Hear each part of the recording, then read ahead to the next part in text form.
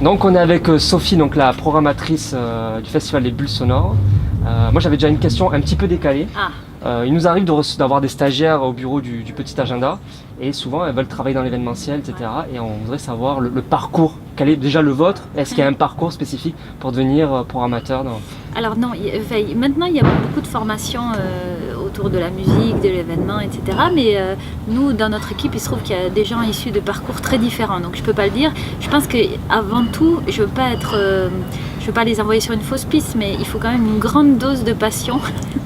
Beaucoup de passion et aimer travailler, beaucoup travailler et longtemps. Aussi. Oui, voilà. Et peu de sommeil. Si on a besoin de beaucoup de sommeil, c'est compliqué. Donc vous, votre parcours en fait Moi j'ai fait du droit, j'ai fait des choses très très sérieuses avant, j'ai même travaillé dans un palais de justice, mais l'été j'utilisais mes congés à organiser effectivement des manifestations. J'ai commencé dans la musique classique, puis petit à petit j'ai évolué vers les musiques actuelles. Et vous êtes programmatrice depuis le début du festival? Non, c'est sa 3e édition et c'est la première année que j'ai rejoint l'équipe. Ce festival en fait a connu une petite interruption l'année dernière pour que le projet soit revu pour un travail meilleur en coordination avec les vignerons. Donc c'est pour ça que le festival a changé de période. Je crois qu'il a changé aussi de lieu. C'est ça, de lieu et de période par voie de conséquence, parce que dans la mesure où il n'était plus au mois d'août, c'était mieux de pouvoir implanter un chapiteau.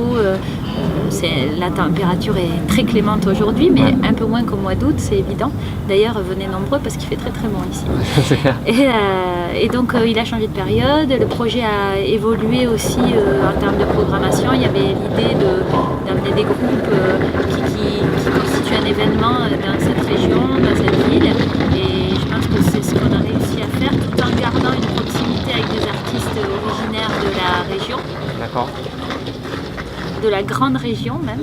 Et donc c'était une volonté aussi au niveau de la période, peut-être les vacances de la Toussaint, est-ce que c'est ça. Alors voulu, il faut savoir que les vendanges, en septembre il y a les vendanges. Alors si on veut que les vignerons soient là et s'ils veulent être là, il faut trouver une période qui leur est propice et qui est propice à tout le monde. Et effectivement après les vendanges, c'est beaucoup plus simple pour eux de se remobiliser, de mobiliser leur équipe et puis de venir présenter leurs produits sur le site à tour de rôle chaque soir. Voilà, c'était la condition sine qua non, c'est qu'ils ne soient pas occupés par des choses pour eux vraiment primaires. Donc il y a un village, c'est ça? Il y a un village des vins. Chaque soir, 5 vignerons viennent exposer leurs produits, viennent faire déguster leurs produits. Donc en tout, ça fera 15 vignerons, ce qui est pas mal. Ce qui illustre bien aussi la richesse du territoire en matière de sélection. Parce que la sélection des vignerons, c'est uniquement c'est le Carcassonnet, c'est la Vallée de l'Aude. Non, c'est plutôt le Limouxin. Le Limouxin, oui, donc c'est vraiment très... les coteaux autour, et puis les bulles et les vins tranquilles, comme on dit, parce qu'ils sont beaucoup moins connus en fait dans cette région, mais il y a aussi des vins tranquilles, des vins sans bulles, qui valent vraiment le coup d'être découverts. Après, pour les bulles, on connaît tous la blanquette, mais tout ça a fait l'objet de bien des remickings, bien des nouveautés, et puis il y a pas mal de vins aussi à découvrir de ce côté-là. Voilà. Donc vous, quand vous avez intégré l'équipe des Bulles Sonores... Je ne buvais pas. Vous ne buvez pas.